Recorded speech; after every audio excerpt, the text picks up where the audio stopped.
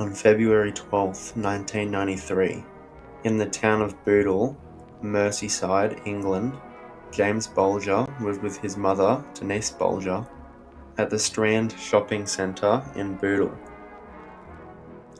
CCTV footage captured the moment when Thompson and Venables approached James and led him away from his mother while she was momentarily distracted.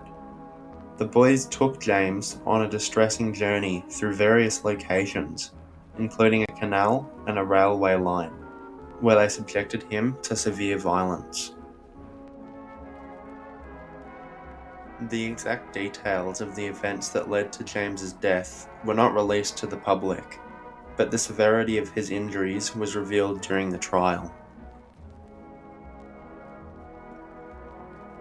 Thompson and Venables took Bulger to the Leeds and Liverpool Canal, around a quarter mile or 400 metres from the New Strand shopping centre,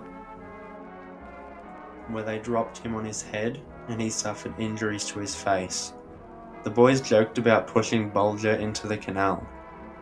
An eyewitness said that he saw Bulger at the canal. The boy was, quote, crying his eyes out.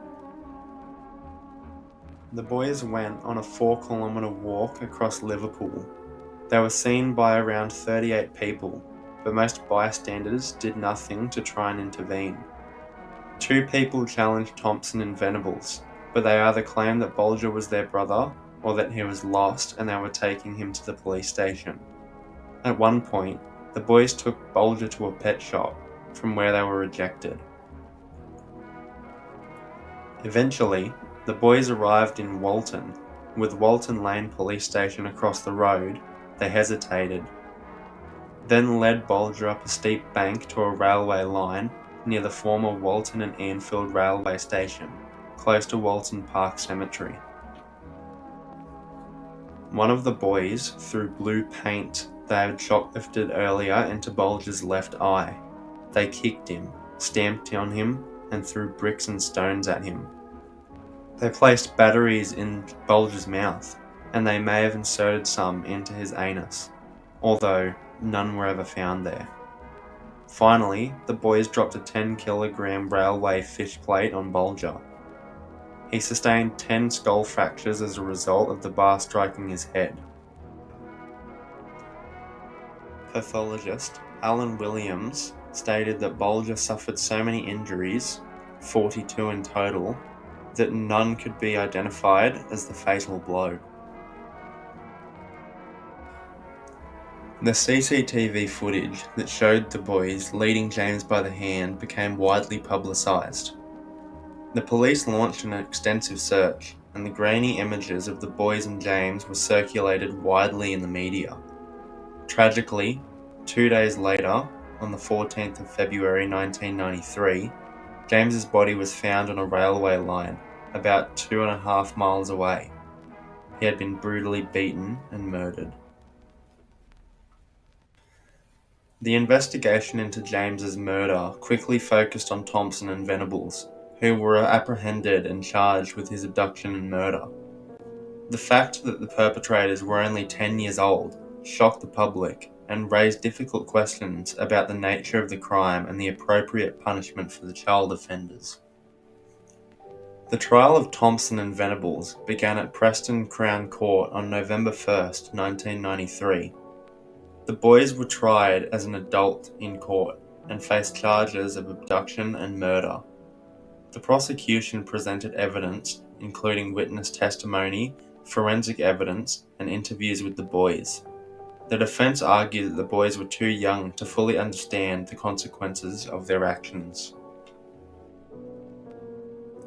On November 24th, 1993, the jury found Thompson and Venables guilty of abducting and murdering James Bulger. Thompson and Venables both received a mandatory life sentence for their crimes. In delivering the sentence, Justice Morland described their actions as, quote, an act of unparalleled evil and barbarity.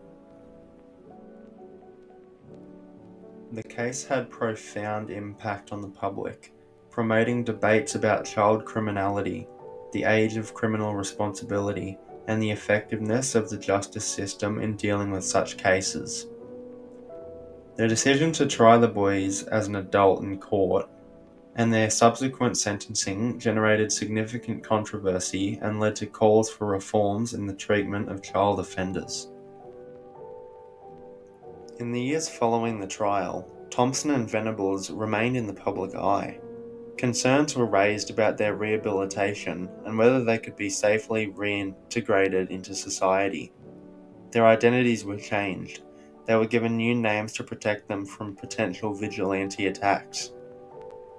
They were initially sent to secure youth facilities, but later transferred to adult prisons as they grew older. However, concerns were raised about their progress and potential risk they posed to society.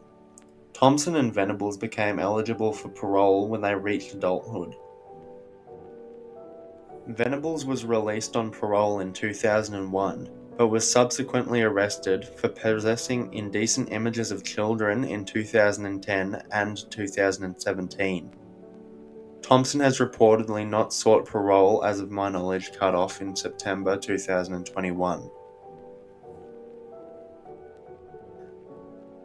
The James Bulger murder case had a profound impact on society and sparked debates about the nature of childhood criminality, the effectiveness of the justice system in handling such cases, and the balance between punishment and rehabilitation for young offenders.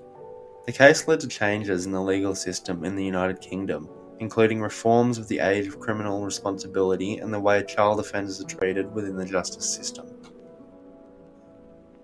It was later said that while James's killers were in prison, one of them, Venables, allegedly bragged about killing the young boy. In response to this, one of the inmates punched him in the face, and a few years later he had boiling hot water scoured all over him due to bragging once again.